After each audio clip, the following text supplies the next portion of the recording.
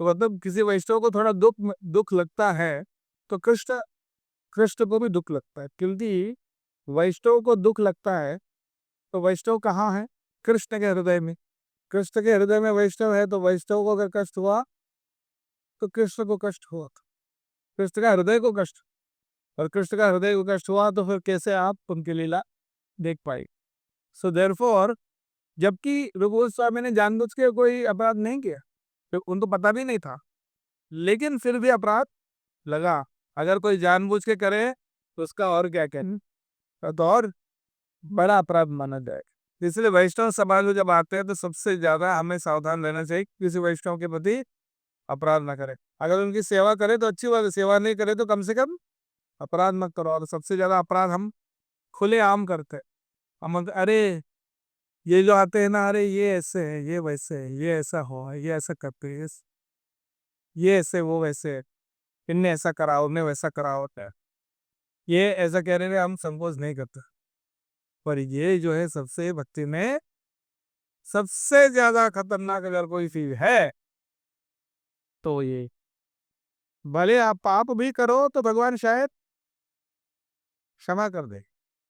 अगर आपसे पाप हो गया तो शायद भगवान क्षमा कर, लेकिन अगर आप जानबूझ के अपराध करते हैं, वैष्णव की निंदा करते हैं, तो कभी भगवान उसको क्षमा नहीं कर।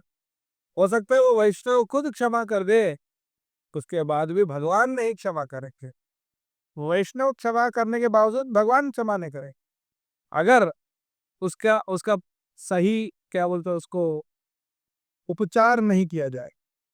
जैसे मान लीजिए आपका आपका कार है, ठीक है, मैं ले गया कुछ काम से और ठोक दिया, और वापस दे दिया, बोले सॉरी, तो आप बोलोगे कोई बात नहीं। आप क्या करोगे? थोड़े उसके पैसे थोड़ी मांगेंगे, ठीक है सॉरी, आपने सॉरी बोल, लेकिन सॉरी बोलने से उनने बोला ठीक है कोई बात नहीं, तो भी क्या आपका अपराध माफ हो जाएगा? भले उन्होंने माफ कर दिया, फिर भी उसका जो नुकसान हुआ है उसका आपको भरपाई करना पड़ेगा, है कि नहीं? मतलब ये तो एक ग्रॉस उदाहरण है, लेकिन आपने किसी को ऐसा शब्द बोल दिया जिससे उनको दुख लगा, और उससे भी खतरनाक उनके बारे में किसी और से कहा। सीधे उनको कहते तो थोड़ा कम दुख होता, लेकिन उनके बारे में तीसरे व्यक्ति से कहेंगे, और वो तीसरे व्यक्ति से उनको पता चला कि उनने मेरे बारे में ऐसा कह दिया, तो उससे जो नष्ट होता है, आप इवन सॉरी बोलकर भी उसको, भले आप सॉरी बोलेंगे तो वो कह देंगे कोई बात नहीं, चलो कोई बात नहीं, कुछ नहीं भी सकते हैं, जाओ। लेकिन फिर भी कष्ट वही है, तो उसको दूर करने के लिए क्या करना पड़ेगा? ये सेवा करना पड़ेगा। कुछ उनको ऐसा दिखाना पड़ेगा कि अब हम सही में दुखी है, बात को ले। ऐसा नहीं कि सॉरी एक शब्द कहना बहुत आसान, आजकल बहुत सस्ते में उसको यूज कर, सॉरी, आपने ऐसा कुछ खतरनाक चीज कर दिया, उसके बाद बोले सॉरी। पर लेकिन वो जो दुख हुआ, जो कष्ट हुआ, उसको कौन, उसको कैसे आपको सही करे? उसके लिए कुछ सेवा करके उनको कुछ करना पड़ेगा, ताकि उनके दिल से, उनका अंदर से वो चले जाए, और उसके ऊपर से खुश हो रहा है आपके ऊपर, तब जाके उसका निवारण हो।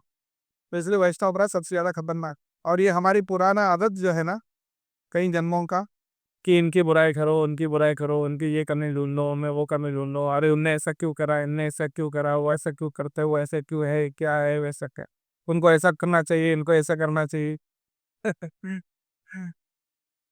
हाँ, उसी पे हमारा ध्यान जाता है। हमें क्या करना चाहिए वो कोई बात नहीं, वो तो हमारा काम सिर्फ इनको क्या करना चाहिए और उनको क्या करना चाहिए ये देखना हमारा काम, और हमें क्या करना चाहिए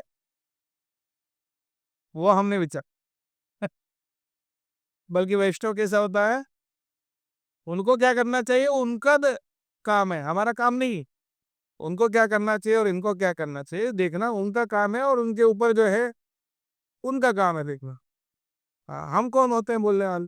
हमें अपना काम से काम रखना से, बल्कि हम कैसे, हमारा ध्यान इस पे होना चाहिए, हम अपने आप को कैसे सुधार सकते।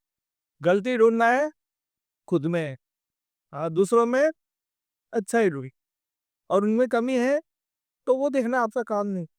हाँ, अगर वो आपका दोस्त है और अगर आप उनका फ्रेंड हो, आप उनके भलाई के लिए कुछ बोलना चाहते हो, एक अलग बात, क्योंकि वहाँ आपके उनके साथ संबंध, उस संबंध के आधार पर आप उनके भलाई के लिए सुधार या सुझाव दे सकते हैं। और वो संबंध अगर अच्छी हो तो फिर वो उसको स्वीकार भी कर सकते। लेकिन अगर आप तो उनके साथ वो संबंध नहीं है और सीधा जाके बोलते हैं, प्रभु आप ये गलत कर रहे हो, ऐसा क्यों कर रहे हो, ये नहीं करना, वो अंदर से आपसे किसने पूछा?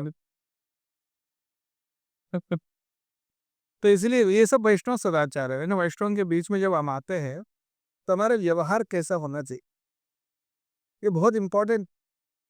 ऐसा नहीं कि बस हम माला कर रहे हैं तो हम अगरधाम चले जाएंगे। माला करने के साथ वैष्णव सदाचार अगर सही नहीं है तो हम माला करने के बाद भी भगवान प्रसन्न नहीं हो, अपराध होता। तो माला करते करते आपको साथ में ये सब चीजों को भी ध्यान देना चाहिए, वैष्णव के साथ कैसे व्यवहार करना। फिर रूप गोस्वामी की लीला से ही समझ में आती, जबकि उन्होंने कुछ किया ही नहीं रूप गोस्वामी ने, फिर भी उनका अपराध बना। तो लेकिन रूप गोस्वामी ने उसको कैसे हैंडल किया, सही तरीके से उसका समाधान